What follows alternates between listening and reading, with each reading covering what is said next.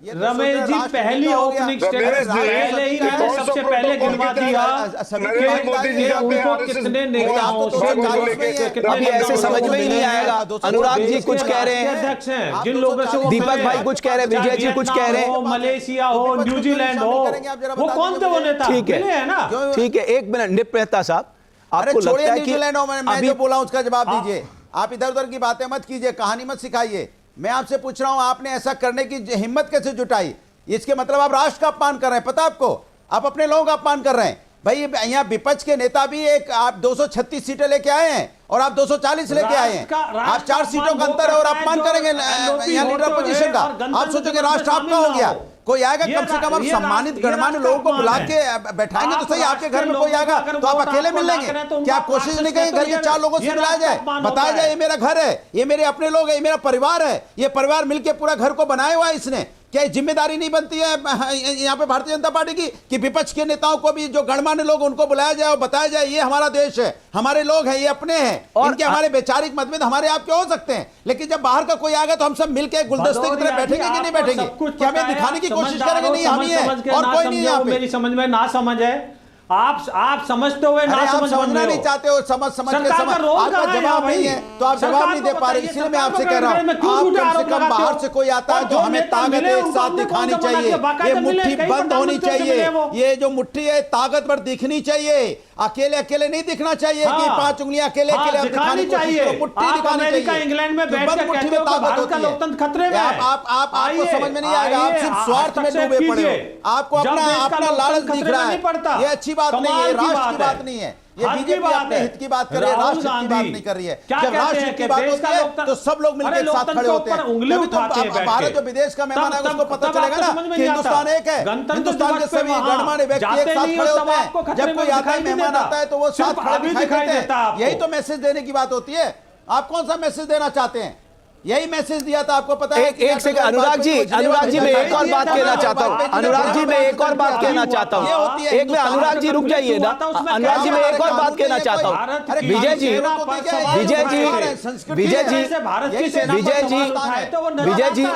विजय जी जब ऑपरेशन सिंदूर हुआ था उसके बाद आपको देश के हर राजनीतिक दल की जरूरत पड़ गई थी। एक मिनट अनुराग भदौरिया जी, एक मिनट रुक जाइए प्लीज।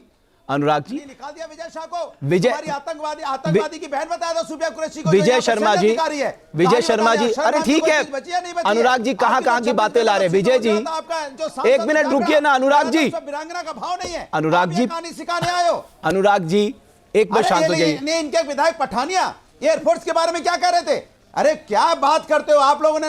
ना फौज को छोड़ा, माने सैन्य अधिकारी का ही अपमान करते हो और यहाँ कहानी बताने आए हो। एक मिनट रुक जाए विजय जी, एक बात तो सोच के बोला करो। अनुराग भाई अभी रुक जाइए, बस हो गया। आज क्या खा के आए हैं आप? नहीं खा के नहीं आए विजय जी, ऐसी बातें कर रहे हैं। अरे हिंदुस्तान की संस्कृति और संस्कार बड़ी चीज है। ठीक है एक मिनट विजय जी, एक बात ये उठ सकती है ना, आपने ठीक कहा कि साहब हम अगर वो नहीं मिलना चाहेंगे हम क्यों मिलाएंगे? जब ऑपरेशन सिंदूर हुआ था राष्ट्र संस्कृति आपको सारे राजनीतिक दलों की जरूरत पड़ी थी। जो विदेशों में आपने डेलीगेशन भेजे थे वो भी परंपरा के अनुरूप था ना कि हम एक हैं। आपने मैसेज दिया पूरे वर्ल्ड को कि भारत एक है। राजनीतिक दलों के बीच में मतभेद हो सकते हैं लेकिन जब भारत की बात आती है हम एक हैं। आपने सारे राजनीतिक दलों की मदद ली।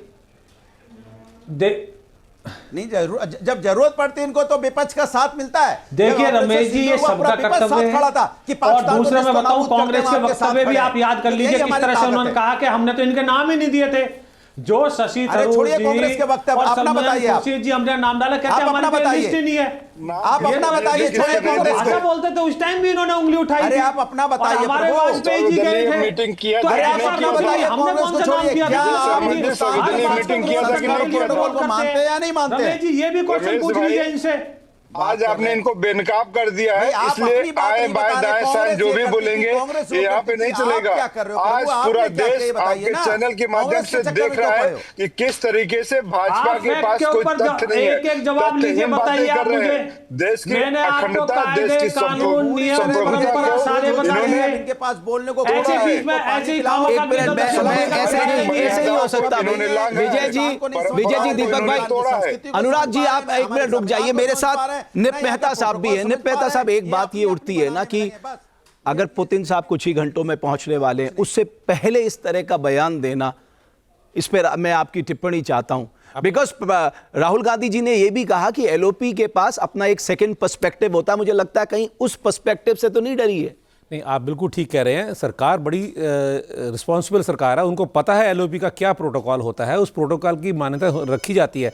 लेकिन अगर वो जानते हुए भी सरकार ने ये फैसला लिया है कि एलओपी को नहीं अटेंड करना, तो उसके पीछे मैं मानता हूँ जरूर कोई ना कोई कारण होगा। और कुछ घंटे पहले अगर कारण है तो एलओपी को ये इशू रेज नहीं करना चाहिए, दुनिया को दिखाना नहीं चाहिए कि हम बटे हुए हैं। अब पुतिन साहब को आने में कुछ 2 घंटे बचे हुए हैं और इस समय हम ये डिबेट कर रहे हैं और we are washing dirty in the public, वो नहीं होना चाहिए। हमको ये मुद्दा अगर वो जरूरी है तो बाद में उठाया जा सकता है। मैं किसी भी पार्टी की साइड नहीं ले रहा, लेकिन सरकार ने अगर फैसला लिया है उस फैसले को रिस्पेक्ट करते हुए इस मुद्दे को अभी दबा देना चाहिए था। विजिट के बाद इसको रेज किया जा सकता, पार्लियामेंट में पूछा जा सकता कि एलओपी को क्यों नहीं बुलाया। ओके, आरएसएन सिंह साहब, मैं आपकी टिप्पणी चाहता हूं। नहीं, देखिए, एक बायलैटरल मीटिंग और एक समिट मीट में फर्क होता है। ये जो समिट मीट हो रहा है, आपको मालूम है कि ये एक अरेंजमेंट है हमारे और रशिया के बीच में। 1 साल रशियन प्रेसिडेंट यहाँ आते हैं और फिर अगले साल जो यहाँ के प्राइम मिनिस्टर हैं वो वहां पे जाते हैं।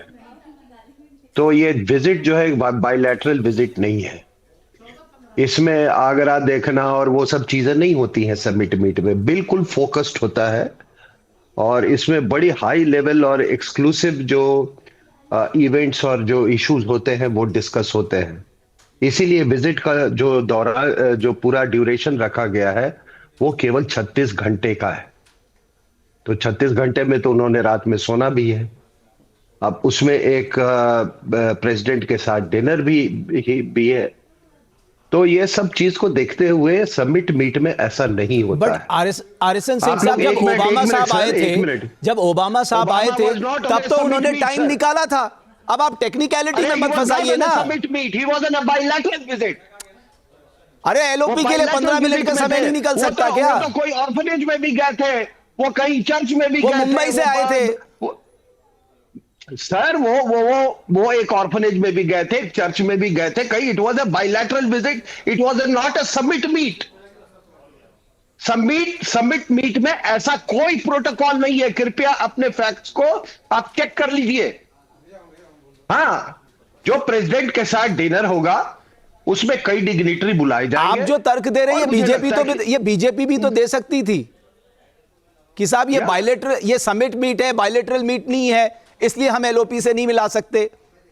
अब मैं बीजेपी का स्पोक्समैन नहीं हूं सर। मैं आपको अपना जो मेरा एक लिमिट ज्ञान जो है मैं आपके सामने वो कर रहा हूं कि एक समिट मीट बड़ा फोकस्ड होता है, टाइम बड़ा कम होता है, एजेंडा पहले से तय होता है। इसमें जितने वो ट्रेड इंडस्ट्री के और ट्रेड के और ये बाकी जितने लीडर्स होते हैं, टेक्नोक्रेट्स, वो इसमें मिलते हैं। बिल्कुल ये फोकस्ड होता है। ये अगले साल फिर होगा, हमारे लोग जाएंगे, फिर आएंगे पुतिन साहब, अगर वो रहे वहां के प्रेसिडेंट, और यहाँ के अगर ये प्रधानमंत्री रहे। अब भदौरिया जी और दीपक झा साहब थोड़ा पढ़ के आया करिए, और बायलैटरल और समिट के बीच में क्या अंतर है वो सीखिए, और जब नहीं पता है तो बोला मत करिए। नहीं, दूसरी बात क्या है सर, इस तरह से बेतुका बयान देंगे, अगर नहीं पता तो मत बोला करिए। तो बायलैटरल और जो इस तरह की मीटिंग्स होती है, समिट की आप बात कर रहे हैं, जो महाशय ज्ञान दे रहे हैं कि 36 घंटे के लिए आ रहे हैं या 72 घंटे के लिए आ रहे हैं, 36 घंटा कोई भी राष्ट्राध्यक्ष अगर यहाँ पे है तो बहुत महत्वपूर्ण समय है। लेकिन अगर आप ये बताएंगे इस देश को, इस जनता को कि सरकार किस मजबूरी की वजह से नहीं मिलवा रही है, क्यों नहीं मिल रही है, अरे चुप रहिए ना। भाषा की मर्यादा में आप लोग भाषा की मर्यादा के नहीं बचे हैं। आप लोगों को भाषा की मर्यादा समझ में नहीं आती है।